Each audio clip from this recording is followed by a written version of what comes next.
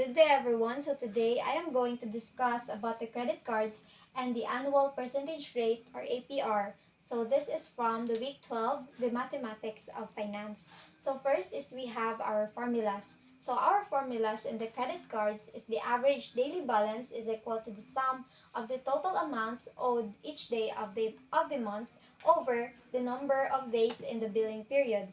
And our formula for the annual percentage rate or the APR is the APR equals 2NR over N plus 1. So our N is the total number of payments and our R is the interest rate. Okay, so later on, I will going to discuss further about the credit cards and the annual percentage rate or APR, and I will going to provide an examples in order for you to understand it thoroughly. Okay, so based on our description, a credit card is a payment card issued by a financial institution that allows user to borrow money to make purchases with a promise to repay the borrow amount plus any applicable interest or fees. Okay, so according to our description earlier, a credit card is like a loan. So you can use for purchases. So a credit card is the payment card which allows us to borrow money to the financial institution.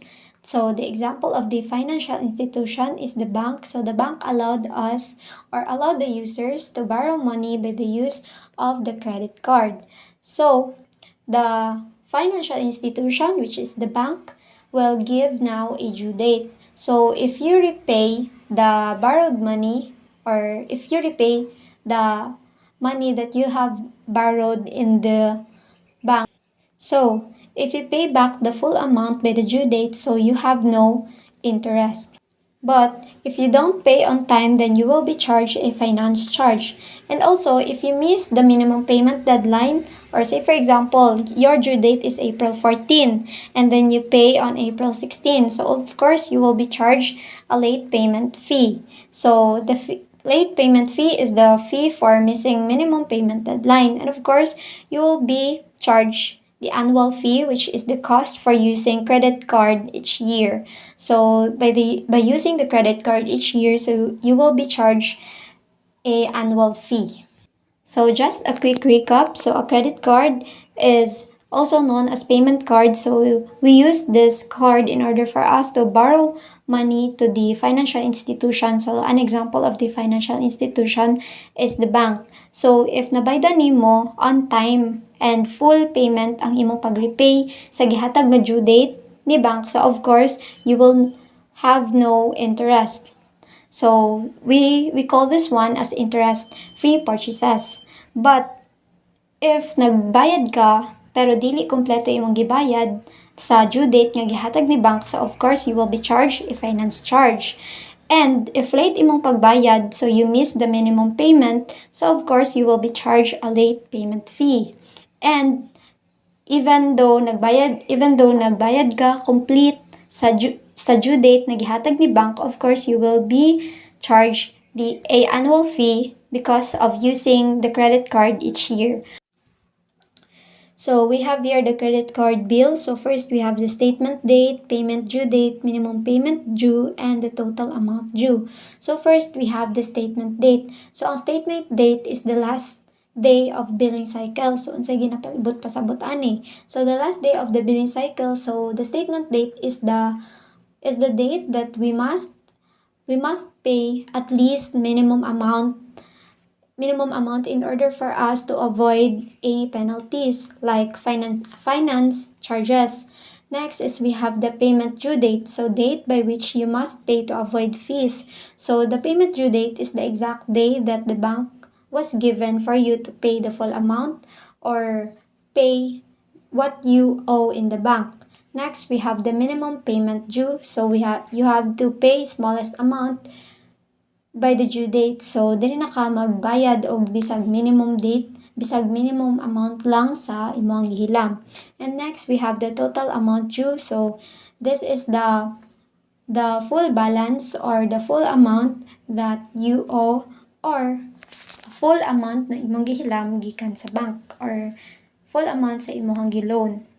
Okay, so now is we are going to determine our payment due date. So, in order for us to identify our payment due date is we have to add 20 days because usually is nag-a-add yun na sila 20 days in order for us to determine the payment due date. So, say for example, our statement date is July 21. So, mao na siya ang day nga nagborrow ta. Nagborrow ta og money gikan sa bank. So, we have here the July 21. So, kay 21 man iyang date, so we have to add 20. So, 21 plus 20 is equals to 41. Okay, so since 41 man siya, no? Since 21 plus 20 equals 41. So, ang 21 is nagikan siya dito sa July 21. And then 20 is nag-add ta diri sa 20 days. Kasi usually 20 days man jud ang gina-add para ma-determine na to ang ato ang payment due date. So, equals 41. So, now, i-add na pud nato kung pila ka days ang naa sa next month. So, ang next month sa July is the August. So, we have the August.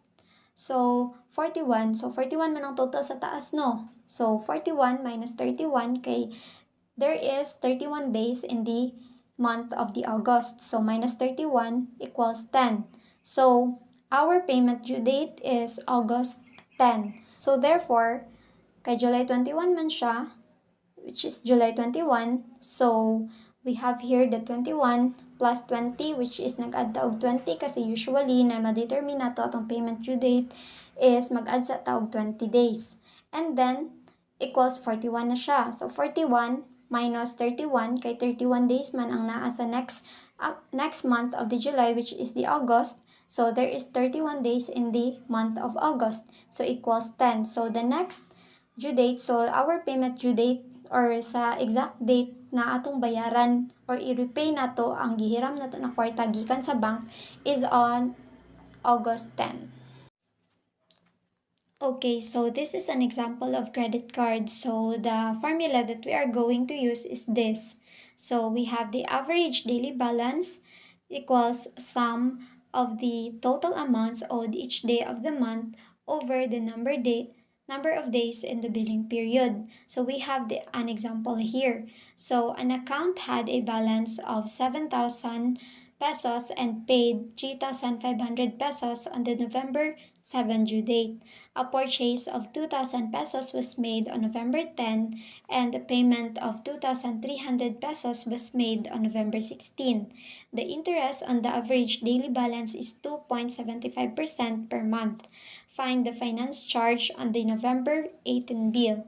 So, we have here the table. So, first, gikan dito sa October 19 to November 16 is naa pa siya balance na 7,000. So, kaning 7,000 is nigikan ni siya diri sa October 19 to 6. So, magbilang ta og days from October 19 to November 6. So, our total of days is the 19 days. Next, kay gibaydan man niya ang 7,000. So, na-minusan na ang 7,000 og 3,500. So, ang nabili na lang dito sa 7,000 kay nakuhaan og 3,500. So, ang nabili na lang is 3,500. So, karon nag-purchase na pud siya diri sa November 7 to November 9 mag-count na pud ta dira og days. So, we have 7, 8, 9. So, na ay 3 days. Next is November 10 to November 15. So, i-count na pud nato ang days. So, from November 10 to November 15, so na ay 6 days. And then, nakuha na pod kay nag-purchase na pod siya. So, nag-purchase na pod siya og 2,000. So, karon kay nag-purchase man siya og 2,000. So, 2,000 will be added into 3,500. So, the 3,500 will be now a 5,500 kay nadungagan og 2,000 kay nag-purchase na pod siya. So, karon kay nag-purchase naman siya, so nahimo na siyang 5,500. So, tong November 16 to November 18, so i-count na pod nato ang days. So, naana pod siya total of number of days of 3. So, diri sa 2,300, so 5,500 5,500 na minusan na pud siya og 2,300 kay iya na pud siyang gibaydan, so ang nabilin na lang is 3,200. In November 16 to 18, so ang iyang balance is the 3,200. So ang atoang result diri sa balance of each day and then the number of days kay i-times lang nato na siya para makuha nato ang unpaid balance times number of days. So we have the 7,000 times 19. So our answer will be 133,000. So we have here the 133,000. So maoro na siya and so on. So atuara ni siyang i-multiply ang balance each day is i-multiply lang nato siya diri sa number of days para makuha nato ang unpaid balance times number of days, which is kani. So ato ang total diri is 186,100. So ato ang total diri is mao na siya ang 186,100. So mao na siya ang total nagikan sa unpaid balance times number of days. So we have here the sum of the total amounts owed each year of the month. So mao na ni siya. So kani is mao ni siya ang atuang magiging sum of the total amounts, which is 186,100 over 31 because the total of the number of days. So we have 19 plus 3 plus 6 plus 3. So we have 31 days, which is ibutang nato siya diri. So 186,100 divided by 31. So the answer will be 6,003.23. Okay, so now we have to calculate the finance charge on December 7. So, asa man inigikan si December 7? So, just like sa atong discussion earlier na mag-count ta og days na gikan dito sa na mo next sa month kung asa ato ang statement date. So, ato ang statement date karon is November 18. November 18, di ba? So, 18, so mag-add ta og 20 para ma-determine nato ato ang due date. So, mag-add ta og 20. So, 20. So, always dyan na siya 20. So, karon naa na tayo 38. So, naa na tayo 38 dire. Karon, ang next month na to, pila man ang days nga naa sa next month. Ang naa nga days sa next month is the 31. So, equals, so 38 minus 31. So, the answer is 7. So, ang ato ang due date will be December 7. So, since this is annually, so we have only one. So, the 6,003.23 is our answer in the average daily balance. And then, our 0.0275 came from in our 2.75% here. And we have the 1 because we only done this once in a year, or the what we call the annual. So, 6,003.23 times 0.275 times 1. So our answer is 165.08. So we have to round this off. So this will going to be 9. So our final answer is 165.9. So since we are already done with the credit card, so we are now going to proceed in the annual percentage rate. So it represents the total cost of borrowing, including interest rate and fees, expressed as a yearly rate. It's crucial because it helps you understand the true cost of a loan. An example of the annual percentage rate. So we have an example. So suppose you had a loan 20,000 pesos from a bank with a simple interest of 8%, which is payable in 2 years. So now is we are going to compute what is the interest rate of the principal amount, the rate of the 8%, and the time of 2 years. So we are going to find the interest rate. So now is we are going to calculate the annual percentage rate, or APR. So first is we are going to calculate the interest rate. So in order to And to calculate the interest rate, so we have also to identify the principal, the rate, and the time. So our principal based on the given is 20,000, which is the total amount of the loan. And our R is the rate, which is the 8%. So uh, we have the 0.08. So our time is we have 2 years because the loan is payable in 2 years. So in order to get the interest rate, or in order to calculate the interest rate, is we are going to use the formula.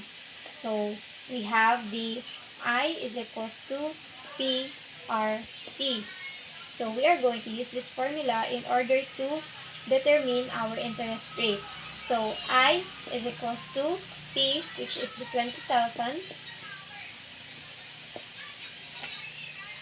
and 0.08, which is our rate, and our time is 2, which is the time. So we are going to multiply this 3. So the answer is 3,200. So this is our interest rate.